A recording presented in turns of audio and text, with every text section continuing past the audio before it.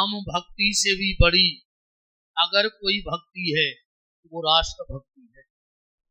राम भक्ति तब तक है जब तक राष्ट्र सुरक्षित है।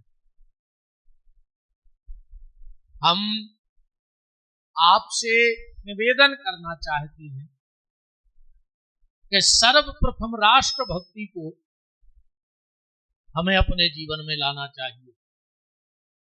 आज थोड़ा सा विलंब हो गया क्योंकि जेल से निकलने में टाइम तो लगता ही है। जाना अपने मन से, फिर आना तो उन लोगों के मन से था, क्योंकि आज 2 घंटे का प्रवचन जेल में था और कैदी तो भगने ही नहीं दे रहे थे। वो तो चिल्लाने लगे, बोले महाराज जी शाम तक बैठो, मैंने शाम तक बैठे। हमने कहा भीतर वाले तो संभल गए, बाहर वाले को संभालना जरूरी है। बाहर वाले भी तो इंतजार कर रहे हैं। आज थोड़ा सा विलंब तो हो गया है, पर अपने जीवन को तीर्थ बनाओ, क्योंकि मनुष्य का जीवन बहुत कीमती है। अपने जीवन को तीर्थ बनाओ, और अगर जीवन तीर्थ बन गया तो निश्चित तीर्थांकरों का आशीर्वाद जरूर मिलेगा। जैन समाज बैठी है, तीर्थंकरों का आशीर्वाद जरूर मिलेगा। और मैं एक बात और कहूं, जैन है क्या, इसको समझना। अभी देखो, जैन का मतलब है जिनेंद्र, जिसने अपनी इंद्रियों पर विजय प्राप्त कर दिया, वो जिनेंद्र है। अब उनमें हम आप भी हो सकते हैं, हम आप भी हो सकते हैं।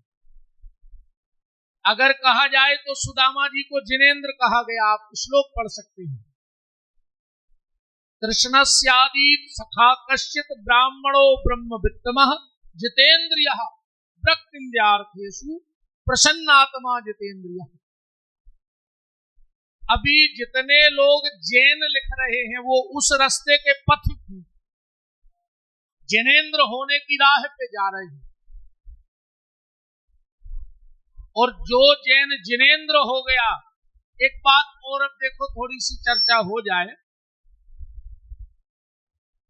आप लोगों ने देखा होगा, जैन समाज मंदिर जब भी जाएंगे तो चावल लेके जरूर जाएंगे, जबकि ठाकुर जी ने इतना समर्थ बनाया है कि तुम काजू किशमिश भी ले जा सकते हो, पर चावल लेके जाते हैं। कभी आपने विचार किया जैन समाज मंदिर चावल लेके क्यों जाती है? अब एक दूसरा भाव देखो, सुदामा जी जब गए तो भगवान के यहां चावल ही लेके गए थे कि नहीं गए थे? या चत्वान पृथक तांडुलम, तांडुल माने चावल। जैन धर्म में और सनातन धर्म में ज्यादा कोई फर्क नहीं। फर्क सिर्फ इतना है कि हम राम की पूजा सिंहासन पे करते हैं। हम राम की पूजा जब वो राजा बन जाते हैं तब पूजा करते हैं, और जैन धर्म में राम को तपस्वी के रूप में पूजा जाता है। बस इतना फर्क है। अहिंसा परमो धर्म, भगवान महावीर ने सूत्र दिया था, जियो और जीने दो। और आज का आदमी कह रहा है पियो और पीने दो।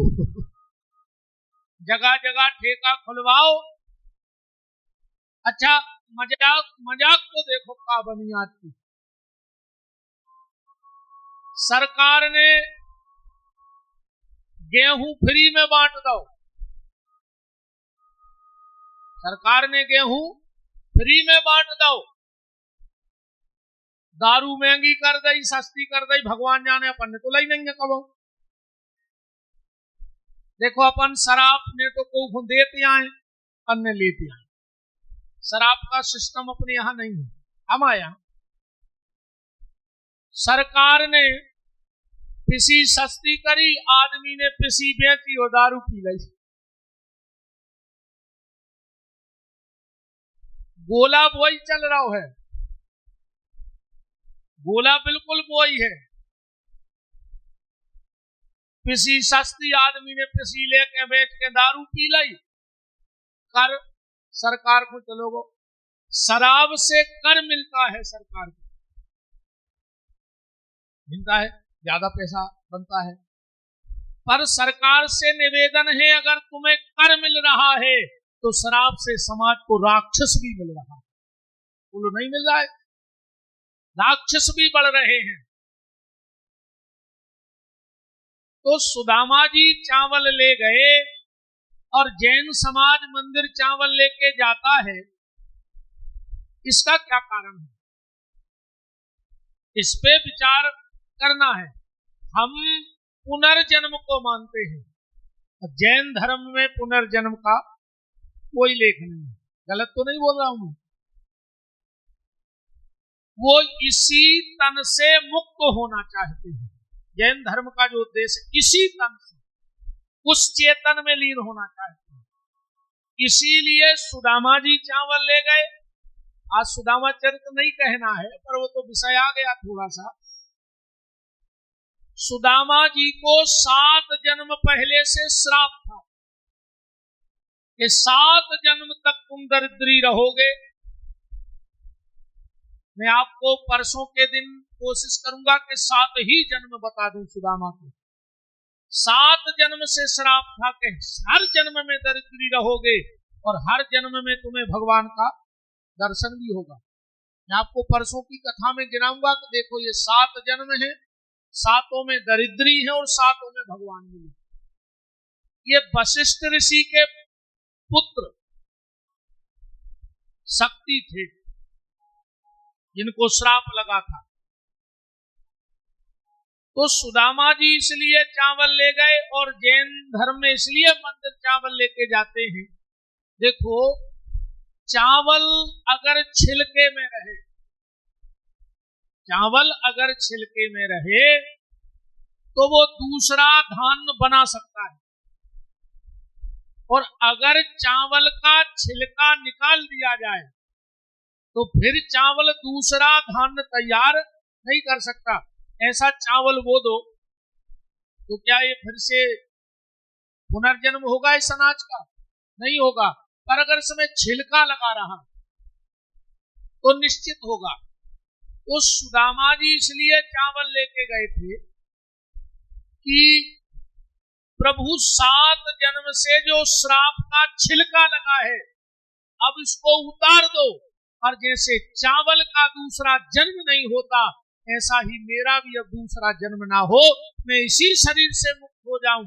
और यही भाव जैन समाज चावल लेकर के जाता है कि हे भगवान, हे महावीर, मुझे इसी तन से मुक्त कर दो, अब बार बार मैं संसार में आना नहीं चाहता। जैसी चावल की आगे गति नहीं है, ऐसी हमारे भी आगे गति ना हो, इसी जन्म से मैं आपको मैं पालूं। मैंने कल एक बात निवेदन में कही थी कि बचपन हमारा कृष्ण की तरह निकले, बचपन कृष्ण की तरह निकालो, जवानी राम की तरह निकालो, और बुढ़ापा भगवान महावीर की तरह निकालो, तो समझ लेना ये मनुष्य जन्म सार्थक हो गया।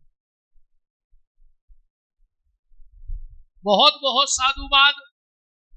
और जो विषय आया है कि यहाँ गौशाला बननी है, उसके लिए मैं सकल जैन समाज और सकल कन्नापुर के भक्तों को हृदय की अनंत गहराइयों से धन्यवाद देता हूं। तुम लोग वो काम करने वाले हो, शायद तुम्हें भी पता नहीं कि तुम क्या करने वाले हो। गैया मैया की सेवा गोविंद से भी बड़ी सेवा है। अगर गाय की सेवा कर रहे हो तो मैं गारंटी देता हूं, गोविंद का नाम लेने वाले को तो भगवान लेट मिल सकते हैं, पर गाय की सेवा करने वाले के पीछे गोविंद दौड़ेगा। मेरा वचन है आपको यहां से, क्योंकि गैया मैया की सेवा का इतना फल है, इतना फल है।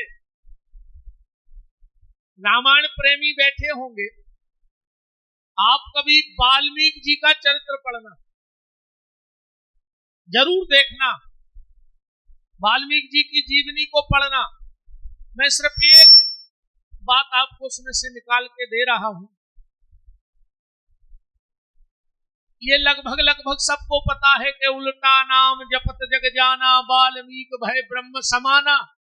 अब इस पे भी बहुत व्याख्या हो सकती है, क्योंकि भगवान का नाम उल्टा भली जपो पर सीधा हो जाएगा।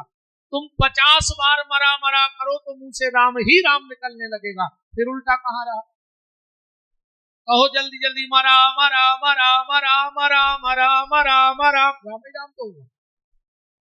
पर वो विषय अलग है। जो बात मैं आपसे कहना चाहता हूं, वाल्मीकि जी ने उल्टा जपा या सीधा जपा पर नाम जपा। वाल्मीकि जी ने नाम जपा, सप्तऋषि मिल गए, और जब सप्तऋषि मिले तो वाल्मीकि जी बोले कि मैं बहुत भजन कर रहा हूं पर कोई फर्क नहीं पड़ रहा है, क्या मैंने इतने पाप कर लाए कि इतनो भजन करने के बाद भी हमारे पाप को अंत नहीं हो रहा। तो मुझे कोई ऐसा उपाय बताओ जिससे मुझे पता लग जाए कि मेरे पाप खत्म हो गए। सप्तऋषियों ने वाल्मीकि जी को एक 5 हाथ का बांस का सूखा हुआ डंडा दे दिया और कहा, जिस दिन इस बांस के डंडे में फुंसा आ जाए, जो पलक जाए, समझ लियो तुम्हारे पाप खत्म और तुम्हारी नई जिंदगी चालू। वाल्मीकि जी ने वो बांस का लठ उठाया और ये तीरथ में वो तीरथ